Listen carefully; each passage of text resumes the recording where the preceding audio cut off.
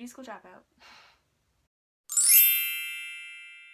What's up, friends? It's Miranda, and today I'm going to be telling you all about my beauty school dropout experience. When I was getting ready to graduate high school, I did not know what I wanted to be when I grow up. Still don't know what I want to be when I grow up. So my mom gave me the idea of going to beauty school. Starting college is just like starting over because you don't know anyone and you're just going in blind hoping that you'll make friends. So I was already really scared to start college at this point. You have to make all new friends, meet all new teachers, taking different classes than you're used to. I started beauty school in August 2013. I was told that my projected graduation date was October 2014, so I'd only be there for a little over a year. I'd graduate, start working at a salon, and I could go to normal college if I decided that's what I wanted to do. In order to finish by that time, I had to go for every single day, finish all of my hours, because there's a certain amount of hours you have to finish to get your cosmetology license. But then there's also a list of things you have to do, like certain amount of haircuts, coloring, perms, pedicures, manicures, etc. So I had to have every single one of those things done in order to graduate. At the beauty school I went to, there were 12 weeks of just learning all the basics. And those 12 weeks were split up into 3 4-week sections about different things. The first thing we learned was perms, and that was so hard to do. I tried so hard the first day, I didn't even get one entire row done of the perm rollers, which, if you don't know what that is, and in order to pass on to the next part, you had to have a certain amount done. So I thought, tonight I'll go home, I'll take my mannequin head home, and I'll work on it at home and get it done. What I didn't know is that if you do that, the teacher doesn't know if you did it, if your mom, your dad, brother, sister, friend, dog, they don't know who did it, so they can't count it for you doing it. So I took my mannequin head home, stayed up all night doing it, and didn't get it counted as a credit. The next 4 weeks, we worked on hair cutting.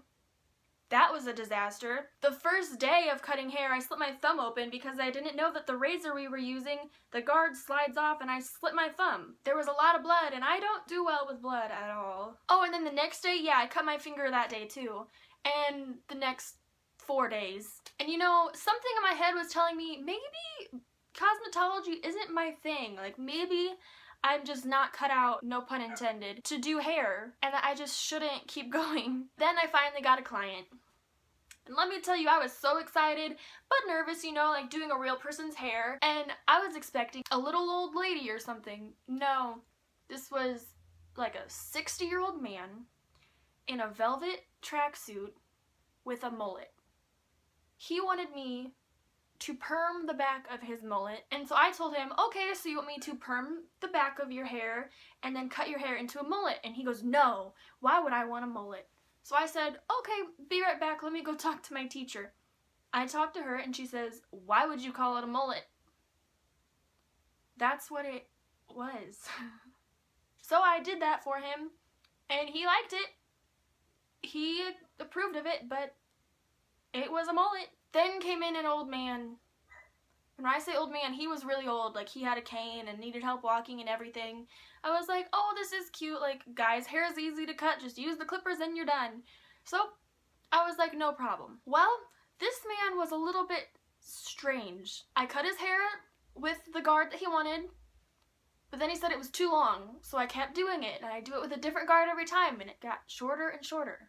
At this point, I had taken 45 minutes to cut this guy's hair. Mind you, he's an old man. He doesn't have much hair as it is, and I was just using clippers, like a guy, how you shave their head with those. Yeah, that's what I was using to cut his hair. So there's no way it should have taken me that long, but he kept wanting it shorter and shorter and shorter. Well, then he started getting really hot and sweaty, so I was like, oh, maybe, you know, like he's really hot under the cape, and you know, it's like hot in here, which it wasn't really. It's air conditioned in there. And then I look around. He is touching himself inappropriately underneath the cape while I'm cutting his hair. I freak out like any normal human would, and I said, okay, sir, I'm gonna be right back. And I go get my teacher.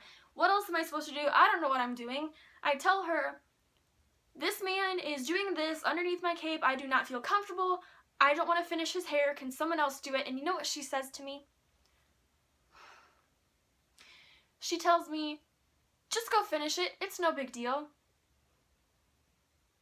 By no means should I have had to finish doing this man's hair. I did what my teacher said and I finished his hair.